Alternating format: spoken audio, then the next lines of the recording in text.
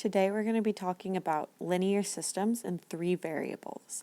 So what this means is we have these three equations here in red, green, and blue, and they each have three variables, x, y, and z. And there's actually a value for x, a value for y, and a value for z that would make all three of these equations true. So we want to try to solve and figure out what these values are. In order to solve a system like this, the first thing we want to do is try to add two of these equations together, and our hope is that we can eliminate one of the variables for that. So the first two that I'm going to add together, I'm going to add together that green and that blue equation right there. So 3x minus 5y plus 3z equals negative 1, and negative 5x plus 6y minus 3z equals 5. The reason I'm adding these two together is if you look at the coefficient on z, we have a positive 3 for the green equation and a negative 3 for the blue equation, which means if we add these together, that z term will be eliminated. So we're getting rid of a variable here. And I'm just adding terms together now. So 3x minus 5x is a negative 2x. Negative 5y plus 6y is a positive y. Positive 3z minus 3z, those will cancel. And that equals negative 1 plus 5 is 4. So that is part of my first step. I need to do this again with two different equations. So this time I am going to add together the red and the green equation. So I'm going to add 3x minus 5y plus 3z equals negative 1. And I'm going to add 6x plus 4y minus 3z equals negative 10.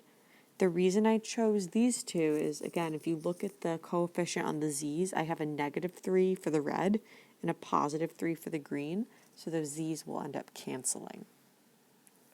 So add these together, and I have 3x plus 6x equals 9x. Negative 5y plus 4y is negative y.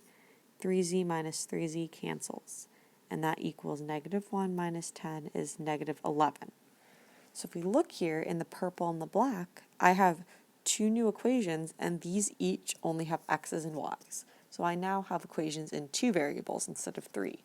So that got us a step closer to our answer. The next thing you want to do once you have these systems in two equations is we want to actually combine those together, and the goal there is to try to eliminate another variable. So I'm going to take that purple equation, negative 2x plus y equals 4, and I'm going to add 9x minus y equals negative 11. And if you look at what happens here, my y's cancel out.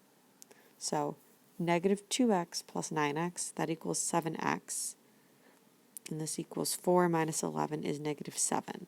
So my y's canceled. I have 7x equals negative 7. I can go ahead and solve that by dividing by 7 on each side, and I get that x equals negative 1. So that is one of my three values that I need. I have an x value, I still need y, and I still need z. So to find y, what I'm actually going to do is take that black equation from step 1, 9x minus y equals negative 11, and I'm going to plug in the x value that I just solved for in step 2. So 9 times negative 1 minus y equals negative 11. And I'm going to solve this for y. So 9 times negative 1 is negative 9 minus y equals negative 11. I can add 9 on each side, and I get that negative y equals negative 2.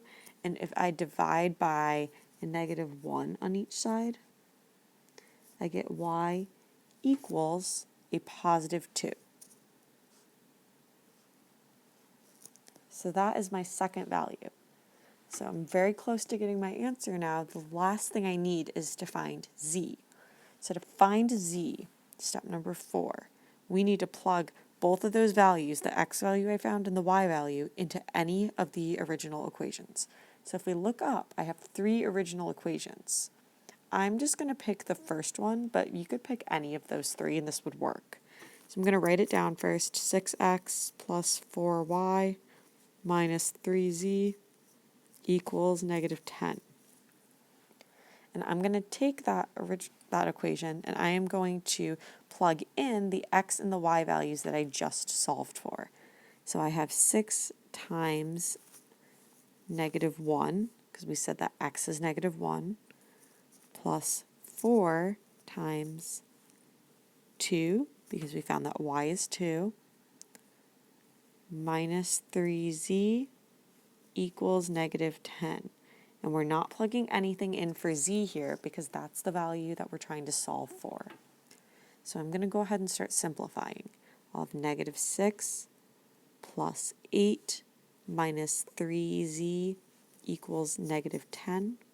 I can combine that negative 6 and that 8 to get 2 minus 3z equals negative 10.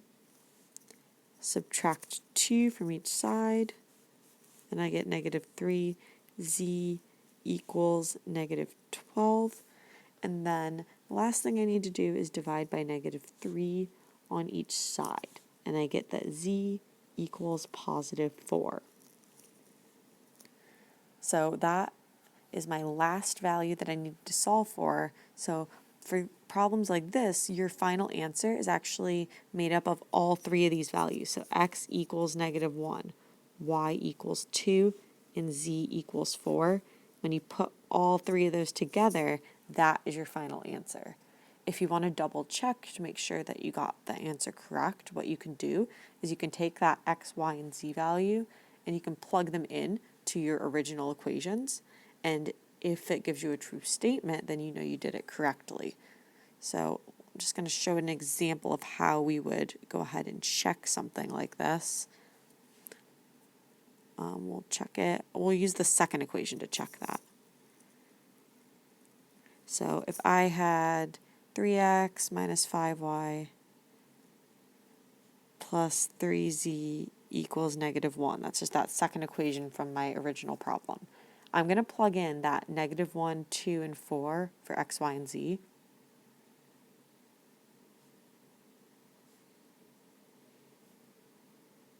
And it should equal negative 1. That should give me a true statement.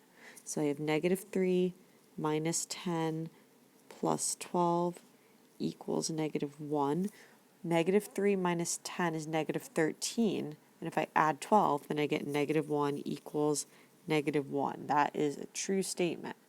If you checked with the other two equations, you would again get true statements for all of them, and that would tell you that you did the problem correctly.